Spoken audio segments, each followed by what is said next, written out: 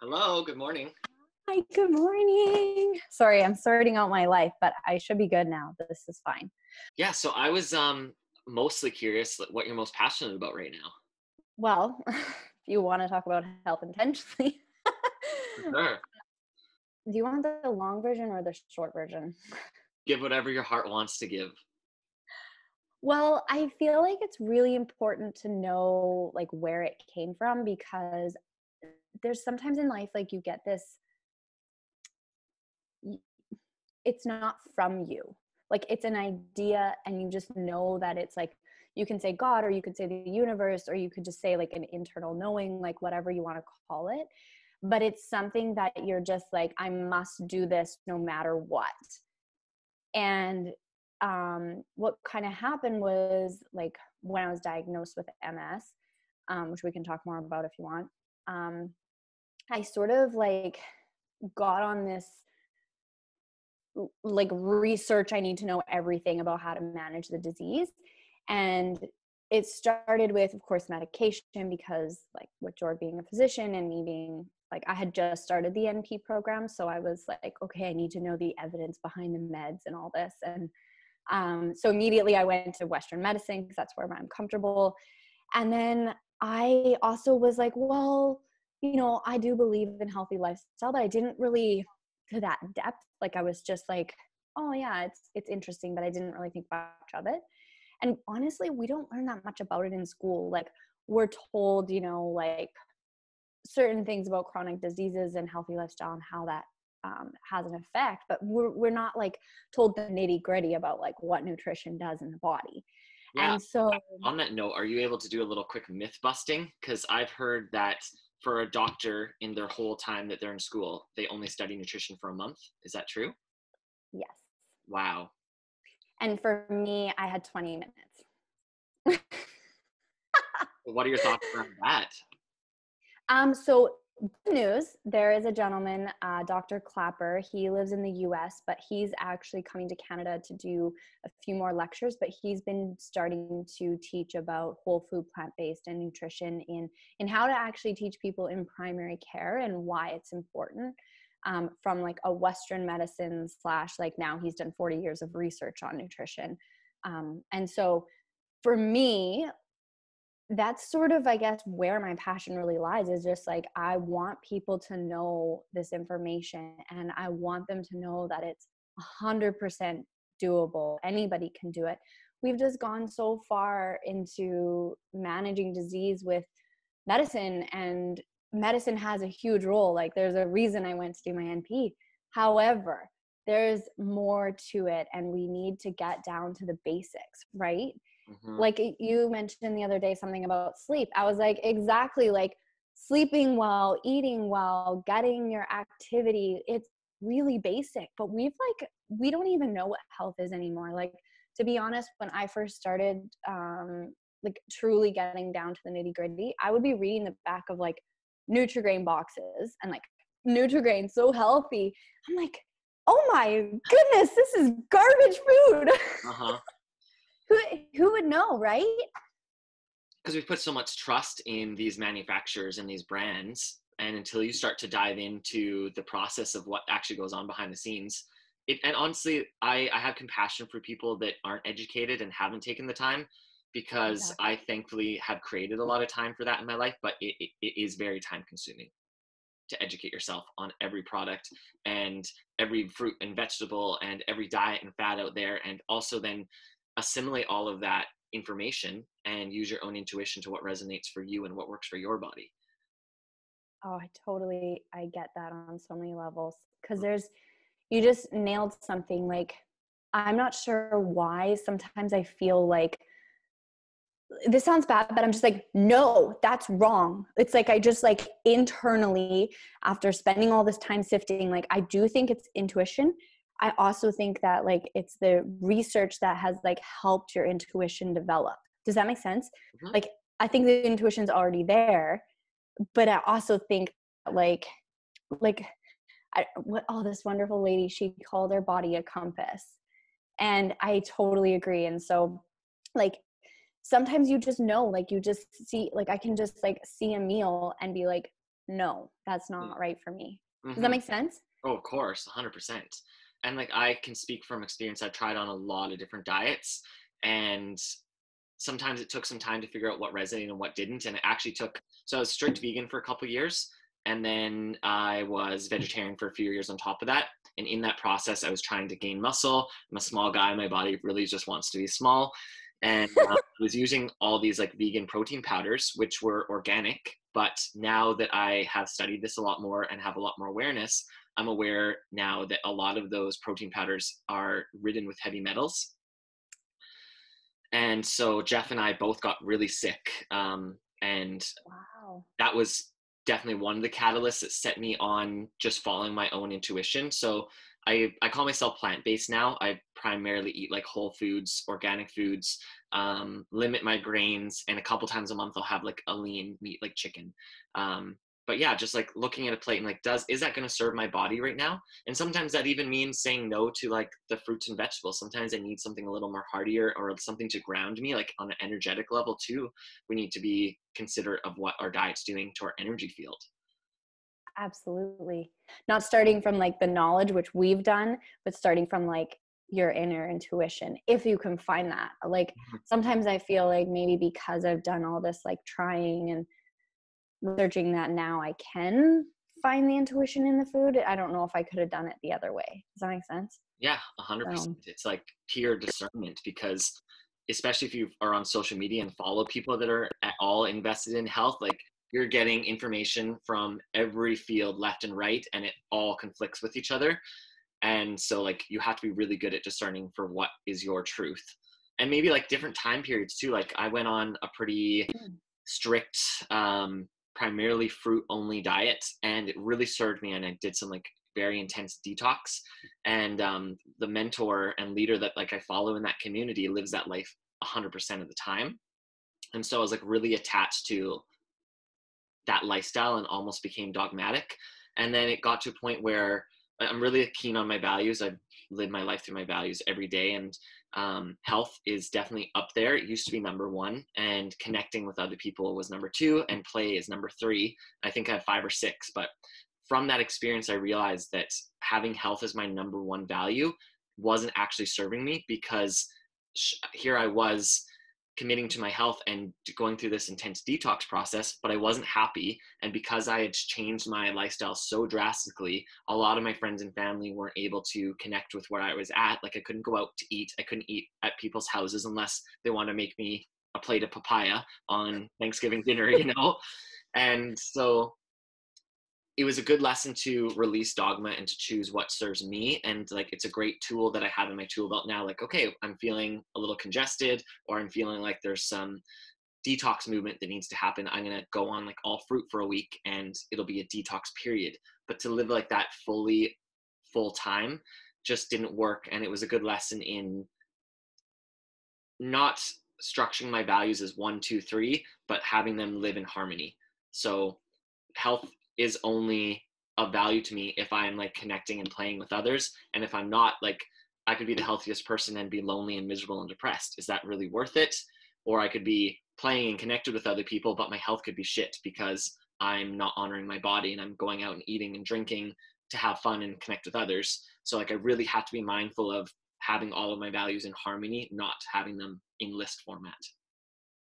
oh, that's such a good point, because like one of the things that like basically like my like motto or my mission statement for health intentionally is like to create sustainable healthy habits. Like this is not a fad. This is not I'm going to do it for a week or a month or 6 months. This is I'm going to change my life, and then I'm going to also change my family and our generations and my friends.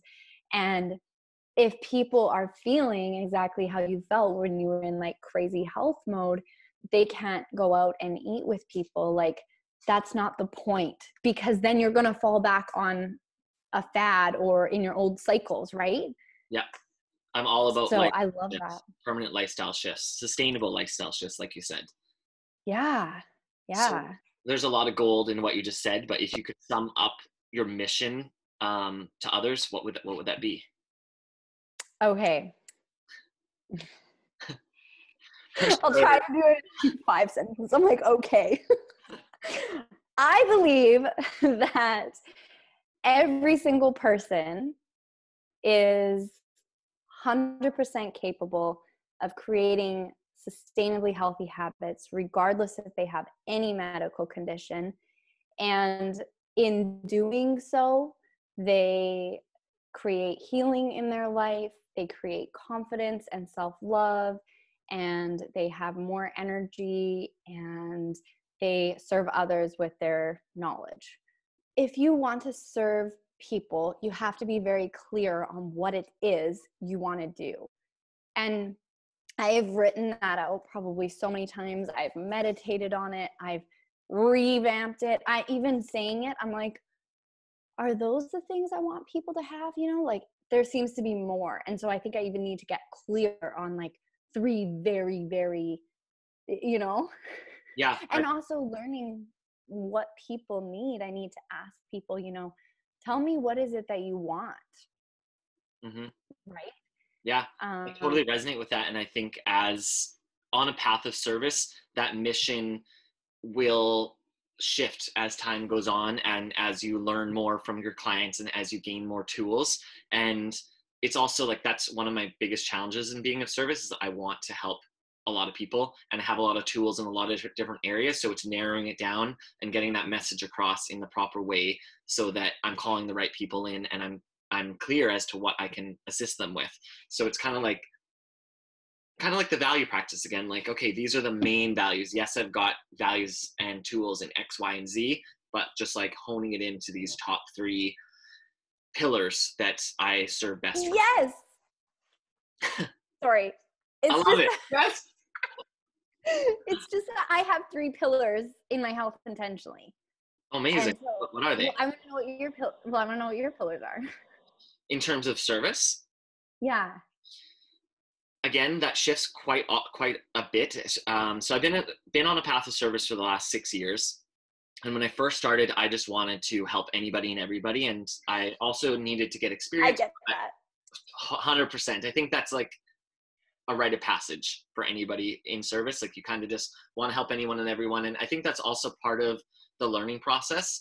And yeah, I wouldn't have changed that. But over time, it got more specific, and I was working with women, and then I started working with couples. And now, just recently, I've been guided to work with men. So my message is directed towards men, but I'll still work with couples and like work from the standpoint of assisting the men within their relationships. So my main message is to help men connect to their hearts and reclaim their power and live a life of abundance in all ways. And abundance to me means having anything and everything that your heart desires on all facets of life, from relationships to being centered in your body to having the money and the experiences you want to have. So that's like my main mission. And there's a lot that goes into that. Like I can't just coach you on being abundant and like your relationships without your self-care practice. You know, like they all are so intertwined and interwoven that although I'm like clear about this one message, there's so many steps to achieve that level of abundance. Yes. And I love that, by the way. I love the word abundance because especially for today, maybe 50 years ago, it was really perceived as lots of money and stuff. And I think at least, I don't know, my perspective has just really shifted that I agree with you. It's not just about the money, but also money is great. Like, why are we so, you know, have you read the book, The Big Leap? No. His name's Gay. His last name's Hendricks. Okay. And he is, I think he's like maybe 75. He's been doing like this for years. But anyways, one of the things is he talks about abundance, and he talks about it how, you know, sometimes it comes from a place of like lack of worth.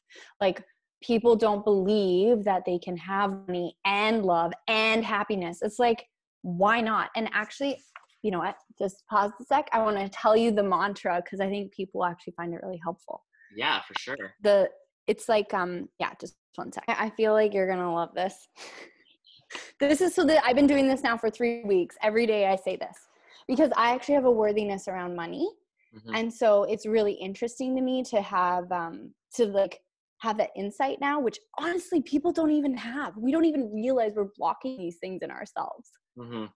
I find that most common in the spiritual realm and the realm of like creative people and people of service. There's a block around knowing their worth and asking for their worth and thinking that money is bad or dirty. Like that's very Yes. prominent in the spiritual community. And it's like you can be spiritual and grounded and loving and kind and be rich as fuck, you know?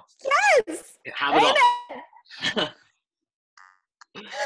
Oh my gosh, after this I'm gonna point you to a lady who's like very spiritual. Like she's like, I connect every day with God, like I'm like crazy. And she's also like, and I'm mega rich and that's okay. And Oh, I love money. And what's her you name? should too. What's her name? Shanda Sumter. Shannon what? Shanda Sumter. Oh, Shannon Sumster. Cool. Thanks. Yeah. Okay, so this is the mantra. I expand in abundance, success, and love every day as I inspire those around me to do the same. Woo! Woo! And I Aho. just got chills. I love it. Aho. So that was from that book, The Big Leap. Yeah. Cool. I'm gonna look that up. Sounds like right down my alley. Oh, so I did it on audiobook. Within 5 days, I'd read the whole book. Oh wow. I was eating it up. How do you typically consume your audiobooks? How do you mean Like do on you do it when audiobooks? you're driving or do you do it like when you've got a journal out, cooking? Oh, I did. Yeah. So cooking, driving, walking the dog. Oh, that's a good one. Because Yes. sometimes I get really overwhelmed by how much my dog needs, and I love him, and I love that he gets me into nature. But sometimes, like, there's other things I need to be doing. So if I can, listen to an audiobook during that time, I'll feel like I'm kind of getting more value out of the experience at the same time. Absolutely. And you know what? It's really interesting because I wonder if our minds work the same. Sometimes I actually find it almost like puts me into like a meditation because I'm so focused on what they're saying that I leave it and it's like my creative side can just sort of breathe and like come out. And you know, school stuff doesn't matter, work doesn't matter, nothing else matters because it's just the book. And so my brain gets to turn that off and allow like other areas of it, like my subconscious, to kind of come through. So I don't know, maybe when I have a busy mind, it's just I'm not even effective. Oh, totally. I have to actively choose and use practices all day, every day to keep my mind chatter to a minimum and be present. Like, I don't think it doesn't come naturally to me. It's work. Yes, I agree. So tell me a little bit about which ones you used For mindful so I practice. can steal them. Yeah, well, I think the best thing for me is setting my day up for success. So every single morning, regardless of if I have visitors or if I'm on vacation or if I just don't want to do it, which there's days I just don't want to do it. I wake up and I do typically a 10-minute meditation, but right now I'm doing a Deepak Chopra abundance challenge, and there's 15-minute Oh, meditations every morning. So yeah, 15-minute meditation every morning, and then I do 15 minutes of breath work, okay. then do 15 minutes of stretching. So every morning I start like that. And then during that time, I'm drinking my magnesium and my lemon water. So, connecting to mind, body, and soul to start my day intentionally. And then I have, half a liter of celery juice. And then I kind of go on from there. It looks different every day from that point, but every single day I make sure that's the start to my day. And I feel like that's like the foundation to me being centered. And then I actually have an alarm set for 4:44 every day, in which I do push-ups, which just kind of helps me get like back into my body and out of my head. Drink another liter of water and do a 10-minute meditation. And like a lot of people laugh at me because I'm very type A and kind of obsessive compulsive when it comes to certain practices and the way I like my home. But that's just the way I operate, and having a schedule and a reminder is what works for me. And like I'm all about creating wins for myself and setting myself up for success, and that's the way that works for me. And then actually recently, I just started this in November, so it's been a few months, but I'm doing a nighttime practice too. So I usually use like sage or Palo Santo just to clear my energy, do an energetic cord cutting, and always like a gratitude practice. So minimum 5 things that I'm grateful for. And sometimes that's like the smallest thing, like I'm grateful for the apple I ate this morning, or sometimes it's really big, like I'm grateful for this massive win I had today. Like, and that too is a challenging practice sometimes. Like if I had a rough day or I'm like feeling really beat down, it can be difficult to like pull gratitude from some of those things. But I think the biggest truths in life are the most simple, and gratitude is one of those truths that's just so simple and basic that has had such a profound shift on my life.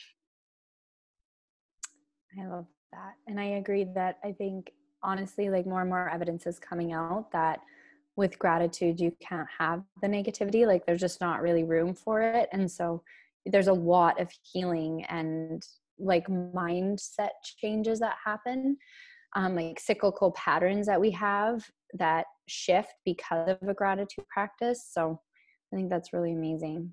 And Yeah. also, I know you say type A and anal, like I get that because I am too. I have to sing anytime I give my assistant something to do. I literally have to sing the song "Let It Go." I'm just like, oh my God, well, I could do it really quickly and then it'd be done and like blah blah blah.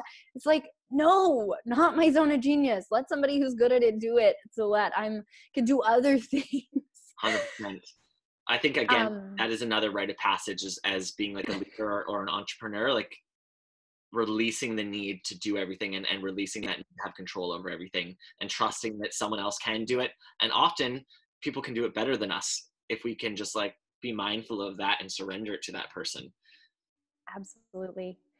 And I was also going to say that a lot of really, really successful people, because now I've been listening to all these podcasts, right?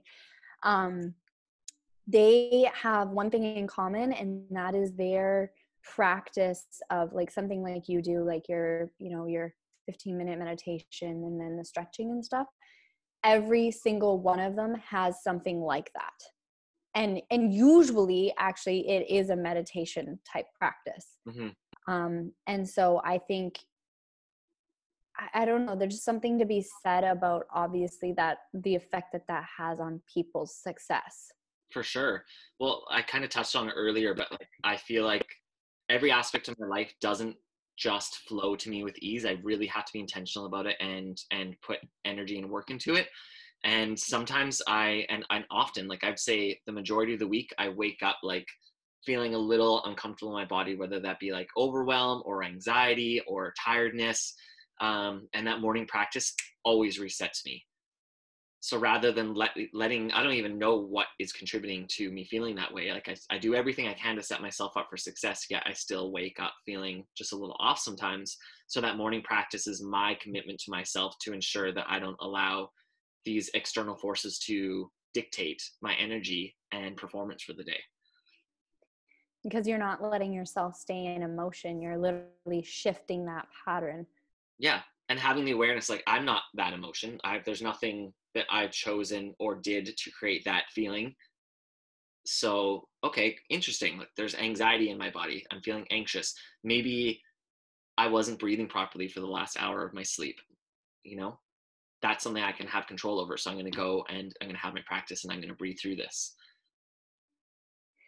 And maybe the other thing is anytime we're like, someone said to me once, like, if you ever stop feeling uncomfortable, you're not pushing yourself forward. You're not doing things that grow you. And in turn, really serving others is actually, before I say that, I have a question for you. And I think it's good to ask it now because I kind of want you to ask me the question in return. Okay. I like the clarity. But and you kind of mentioned it before a little bit, but what are your biggest challenges? Because sometimes like that is a lot of where like vulnerabilities and, like for me, my insecurities that I didn't even know I had, or like, your discomfort comes from is usually, where sometimes our greatest gift really is. Yeah, for sure. Okay, I'll talk about like my personal challenge, and I'll talk about my professional challenge. On a personal level, which I've kind of already dove into a couple times, is like I have to actively work for everything I want in life. It doesn't just happen. And the way that shows up most frequently is like, I need to plan my weeks. And if I don't plan my weeks, then I find I have feelings of inadequacy, not feeling good enough, feeling lonely, feeling isolated, not feeling centered in my body because I didn't create the right space to create the proper nutritious food that I need. So again, with the whole like type A strategy, if you look at my schedule, it's like, this is my connection time. This is my self-care time. This is my professional development time. This is my relaxing time. Um, but it's a challenge. So like, I just got back from a really amazing men's workshop and like plant medicine retreat, got all this amazing insight, came back and wanted to integrate all of these amazing insights. So my week was jam packed of all these connections and to-do lists that I felt were going to serve me and light me up, and they did. But at the end of that week, I burned out super strong because it just was too much. And so then the next week, I kind of fell off track and wasn't as committed to being as strategic with my planning my week. And then that's when I had the feelings of like loneliness came up a lot. Like I didn't schedule enough time for connection in there because the previous week I burnt myself out a little bit too much with too much connection. So this week I'm like harmonizing those 2 weeks. So it's a constant week to week, like, okay, what felt good last week? What didn't feel good last week? How can I adjust this week to make sure everything I need to do gets done, and that I also feel good in my body and I feel like in harmony amongst all of my values and goals. So that's probably my biggest challenge personally. And like I said, like having to work through natural feelings and emotions in my body that I don't feel are mine and don't really have any reason to be there. And then on a professional level, That's super conscious of you, by the way, because I think for you and I, like I'm starting to meet other people who are doing similar things. And so it becomes almost normal. I'm like, of course they're conscious of that. Of course they're aware of that. But a lot of us aren't, and not because of any fault, like no fault. It's just the world that we live in. And it does take a lot of work. And honestly, like it's uncomfortable. It's not easy to say, oh, wow, I'm like doing this and that's probably not really serving anybody. And then having to try and change it is difficult. So anyways, I just wanted to say like good for you, because I think that's where you can really help people, Yeah. Thanks so much. I appreciate that. And then, where I struggle professionally is conveying my message properly. Like I said, I've got all these different tools and areas in which I want to support people, but I don't feel I can get that message across directly. I got to narrow it down. So narrowing it down has definitely been the most difficult part. And then getting people to invest in themselves. There's tons of people that want help and reach out to me for help. And thankfully, some of them are willing to invest in themselves and do, but there's a lot of people that as soon as it comes to investing in themselves, and I don't even think it's so much the financial part sometimes, it's literally just like the lack mentality they have around investing in themselves and like the worth that comes out of that and the return that comes out of that. So I guess to sum it up, my biggest challenge in terms of my path of service is that I can't want it more for someone than they want it for themselves. And I want it so badly for people. But you see them up here, Derek. You already see them at their highest best self. For sure. And I see that their blocks are just self-imposed limitations and lack mentality. Yes. And honestly, those don't take a ton of time to work through. Like typically I work with people minimum of 6 weeks, and we can work through a lot of the lack mentality within the first 6 weeks. Other things, more complex like depression or anxiety or trauma, that takes longer. But the lack is like a pretty easy thing to move through. But yeah, it's constantly surrendering to people's own timeline and trusting that they know what they need and will take the action when they're ready. And maybe by them reaching out to me and not being ready at that time, it plants a seed, and that seed will sprout and grow, and they'll be back to me or somebody else soon. I agree. I get the same thing. People don't want to invest in their health, which I think is hilarious, because I'm like, well, I mean it in like a loving way, hilarious, because it's like, but But like if you were healthy, all these other things that worry you would just fall into place, right? Um and and also, if you make this investment now, you don't need to make the investment into medications later down the road, or surgeries, or inability to go travel when you retire because you're not well enough. Mm-hmm. And and um but anyways, what I have learned is, so if somebody doesn't have time, it's an intimacy issue. And honestly, I could see it in myself. I'm like, my story is always I don't have time, and I get it. Like, I am really busy, but the reality is, if you truly want something, you'll make the time to do it. Mm-hmm. And so, is it being that I don't want to connect in some way, whatever way that is? Right. And then, Are you what saying was this is the? your biggest challenge? No, well, no, that isn't my biggest challenge. I think maybe it is. Um, that's going to be a lifelong challenge for me, because that's been my story for my entire life. That you're too busy. That I'm too busy. And so I'm honestly, most of the time, I'm trying to dial myself back, if that makes any sense. Mm-hmm. Is it that you're I'm, too busy, or that you're still struggling to say no to people? um, so what it is that I'm in a master's program, and I couldn't help but start my business because, like I said, the burning desire. And then I wanted help and coaching, so I joined a program. And I had this, yes, I can do it. Yes, I can do it. And yes, Derek, I can do it. And guess what? I am doing it. However, I don't get to have friends, and my family suffers, and weekends become, other things. But what's unique about it is that I'm just so passionate about my like health intentionally, that it's actually really enjoyable for me. It doesn't feel like work. Mm-hmm. So when I'm doing my homework, that feels like work. And so for me to go over and shift health intentionally, it's like refreshing for me. Totally. And when you live from that Yeah. sort of purpose, you serve everyone so much more fully. So, like you said, your family's suffering, but they would suffer so much more if you weren't to follow that inner nudge and like heart calling to do this.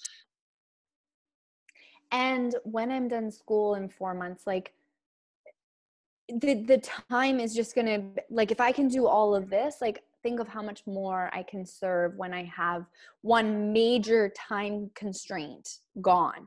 Oh, And yeah. so, right? And so I think the time is a real story for me, and I just have to maybe not allow that to carry into when I am done school. Mm-hmm. Mm-hmm. Mm-hmm.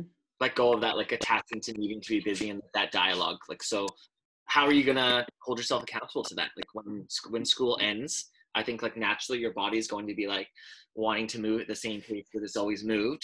So how can you create an intentional shift once that takes place? So what I've decided is I really like my routine. I get up about like 6:30 every day, and I'm going to continue doing that and do 3 days of work a week, and then 2 days, so like Thursday and Friday will be strictly whatever I need to do for health intentionally. I'll still be able to do health intentionally when I'm working, because a lot of it's just carrying on communication. Mm-hmm. And then on the weekends, like, I would really like to have 2 full days every week that I give myself to not feel guilty if I'm not working on school or on work or whatever. And because that is where you allow yourself to grow, and that's where I'll get more insight into where the next step is for health intentionally. And that's also where you get more joy and happiness when even if you love what you're doing, if all you're doing is like this every day, there's not a lot of like joy that can come in, Mm-hmm. because you're just so focused. And play it, you're right, it's so important, like it's so important. Mm-hmm. So that's what I'm going to do. And I'm also going to have my evenings basically free. I don't want to be, coming home from work and then doing a bunch of stuff. Like, none of that, no more. I've done that now for the last almost year, and it's no, that's not going to happen. Just commit So more to like self-care and relationship time. yes, thank you for reiterating that so nicely. No, that's what I'm hearing. That's what I'm hearing. Just reflecting it back. So you asked me my biggest challenge. My biggest challenge for starting was like at the start of health intentionally, and I do have to consciously be aware of it, is I was afraid of being judged. And I didn't know. I thought, like, I don't know about you, Derek, but I thought it was like, oh no, I don't really care what people think. Like, not really that worried. Oh no, you do care. you know? And I constantly have to be aware of that. And then where it kind of shifted for me was when I would have conversations with people and they'd be like, oh wow, I didn't know that. Oh, I started making those changes. And then I thought, if I'm so scared to share what I'm doing, then how can I help anybody? How can I serve anybody? How can I support anybody in this journey? And this is like saying, like, hey, thanks universe or God or whatever you call him, her, it. It's They, like saying, what? they, They, yes. It's like saying, thank you for this really awesome gift, but actually I'm good because I can't get over myself to do it. mm, well, So, what also comes up there is like, if you're afraid to be judged or to be seen, yeah, that to me means you're living at your edge. Like, I think whenever you're putting something out, there should be a little bit of fear of vulnerability, because like you're living at your edge and you're expressing like your truest gifts and vulnerability. So I think that's natural. Like, I love watching the path of artists, like musicians, and a lot of people that have been in the industry for decades still talk about getting butterflies going onto the stage, and it just shows that they're passionate and that they care. and that's it. It's like taking your deepest special something and then being like, okay, world, here. Because it what if you're like, I'm such a, like, I believe in health intentionally and I believe and I'm so passionate, and what if somebody says, well, I don't like you, I don't like it, I don't believe, then it's going to hurt, which no one wants to have hurt. But if you live in that, then how do you, like I said, how do you help? How do you serve people? You Mm. don't. So what do you do So I to agree. overcome that fear? I just keep sharing Hmm. because I know that it's important, and I genuinely really want people to just have this information that I like. For me, it is a privilege. Yes, it's been really hard to go to school for 100 years, but it's a privilege to have this knowledge and to have the ability to synthesize the information and say, actually, this is what the evidence says, and like, here's it clearly outlined, and here's how you can do it. And here's So for me as well, right? yeah, Yeah, so that's I kind of totally for me. understand that path. Like, sometimes I'm in warrior mode and like I'm not influenced by what other people think, and then I find when it's something I'm really passionate about, or it was like my edge and there's vulnerability there, then I'm more aware of the amount of engagement that a post may get. Um, and I Interesting, find, hey? yeah, and I find some often the things I'm most passionate about get the least engagement. So it's like, I feel like it's the universe just giving me an opportunity to choose to love myself and to let go of what other people think. Letting go of the outcome. Yeah. And just be like, Because, and reminding myself, like, okay, I was passionate about this.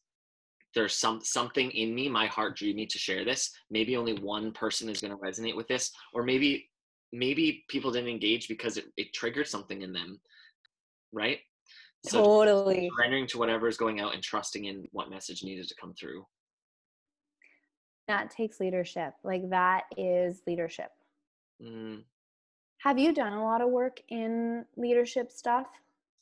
for sure, tons. Like, I feel like in order in order for me to be integrity in service, I have to constantly be learning and growing and gaining new tools, which works great because as a person, that's just who I am. That's like, I'm very growth orientated. I just always want to be growing. And I find I'm uncomfortable in comfort.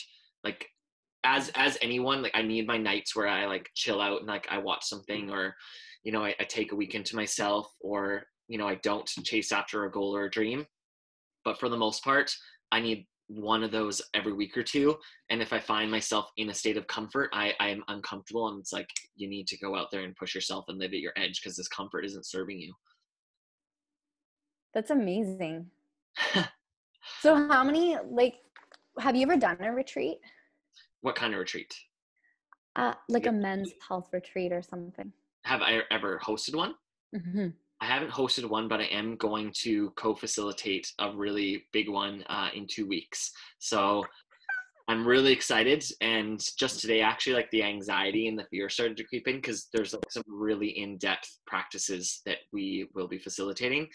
And yeah, it's like the next evolution of my service, and it's definitely my edge. But once I overcome that, like I know I'll find comfort and more tools in that. So then I need to push beyond that and find what my edge is beyond that. So I'm inspired by like constantly finding what my new edge is and leaning into it. That's amazing, because now you're going to inspire others to do that, right? Like it's a reality check. Hmm. Well, and like the main reason I felt called to go back to this retreat and facilitate for these men is because when I went and was a rookie at this training, I am so grateful that these men were of service and had such a profound impact on my life. And I want to go back and give back and also continue to expand my leadership skills. So yeah, it's really exciting. And I'm just grateful for all the growth that's taking place in my life right now.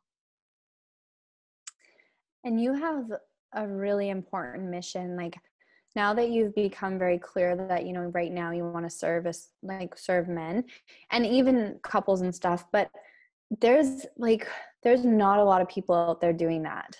Like there really isn't. And I think it's almost like new for men, you It is know, very like new. yeah, like if I offered my husband to go to like a men's retreat, he'd be like, what? What's that? Like he wouldn't even like, it'd be right over his head, you know? For sure. And that's where like a big piece of surrender is coming in, not only for myself, but for a lot of the women in my life. There's a lot of women trying to get their men to work with me or trying to get their men to some of the men's workshops and retreats and weekends that I've done that I don't lead or facilitate. And it's not up to them and it's not up to me to draw them into them. All you can do is plant that seed and hope that they value their growth and want to learn and gain new tools as much as you hope for that. Um, and I just invite the women to plant the seed and back up as much as I can because no one wants to operate from the place of being told to do it. Really. You're so right. It has to be, yeah, it has to be from within. Mm-hmm. Yeah, but yeah, it's new work, and that's also what excites me. Like it's a challenge, like to get this message out there and to be patient for the right men to come in, but slowly and surely they're trickling in, and I see it really like a lot in all. I'm in 3 men's groups a week, and there's men of all walks of life coming to this work, and it's exciting and it's powerful. And I just feel really blessed to be in a time where men are looking at themselves and getting the support that women have sought and had for many years. Yeah, absolutely. Absolutely. Are you, well, actually, I guess you already mentioned that. Do you find it easy to like, like you're doing 3 men's groups a week? Like, how have you reached these people? How have I? What do you mean? Well, I don't know. Like, I sometimes feel that my audience is only as big as my Facebook and Instagram. And Right. so I wonder, like, do you ever just like put posters up at the grocery store? Or like, you Yeah. know, how do you get yourself out there to say, hey, I'm doing this? Yeah. So one of my men's group is a week is the one that I lead, and that did come from my social platforms. And then the other 2 groups are groups that I am in and I'm not a leader. And those, again, like one of them was a seed planted 2 years ago. And I actually kind of had a resistance towards this group for various reasons, which are completely dissipated now. And this was like, this group is definitely serving me and definitely my edge in terms of men's work and vulnerability and challenge and accountability. Um, so that was a seed that was planted a couple of years ago. And then my other men's group, uh, again, kind of a seed that was planted just by being out in the community and just being authentic to who I was. And eventually I kind of got these little invites and nudges and yeah, I don't know how to explain it. Just the more you're in alignment with your mission and who you are, I think you'll naturally attract what you need at that moment. Yeah, absolutely. Yeah. Oh, that's really cool. That's Yeah. really awesome. So I want to keep this, Yes. wrap this up soon just so people aren't overwhelmed by too long of a video. Is there any last like topic you want to share with your community? That's such a nice, I know, I wish I kind of had like a nice quote. I guess I just, like for me, my mission is really just for people to know that health and healing are 100% possible for them. And, you know, if they want support, it's there. It doesn't need to come from me. It can come from so many places. And I think so many people get labeled with a disease and they think, okay, my life is over. And like, it's just not true. I like when I was diagnosed with MS, I thought the same thing. And then now I actually feel like it's a gift. I'm healthier than before my diagnosis. Mm-hmm. And so I just want people to learn that as well, that you're not labeled by a disease, that you can be healthy living with a disease. Mm-hmm. Yeah, I so respect everything you just said and that you've chosen to see your diagnosis as a gift. Thank you. That's deep, profound work. Yes, 3 years of work, but it's true. It really has in the last year come to me as this is a gift. This is a blessing that you get to share. Mm, Yeah. yeah. Yeah, Tell just me your last words. honestly, like you basically stole the words out of my mouth, just like with a little bit different direction. Um, I've always felt passionate since before I even got into a path of service that I just want people to know that they can have anything and everything they desire if it's heart aligned. And the only thing that's getting in the way of them having that is their own lack mentality around thinking they can't have it or that they're not enough or that they don't deserve it. Um, so yeah, I'm really passionate about sharing that message with people because I've always had that mindset, an abundant mindset, and I can only speak to how well it served me and how well I've seen by getting out of your own way how it served my clients. And I know it's possible for everybody, so I want that for everybody, and that includes health and wellness, right? It's possible for everybody. I love that. Yeah. Well, It's thank really you. cool that we're so like similar in a way, you know, like we're doing different kind, we're aligned very similarly. 100%. That's like, yeah, for anyone watching this, Danica and I haven't spoke in a while, a couple years. But we've been following each other's journeys on social media, and you just came into my insight a couple times, and you've always been someone that lights up my heart and makes me laugh. And I was like, I wanted to connect with you, and I felt that there could be good value in our connection, and I really feel like there has been. So I just want to thank you for taking the space to connect, and just remind you that I love you, and I'm like really proud of the work you're doing, and I love really you. I proud. feel the same.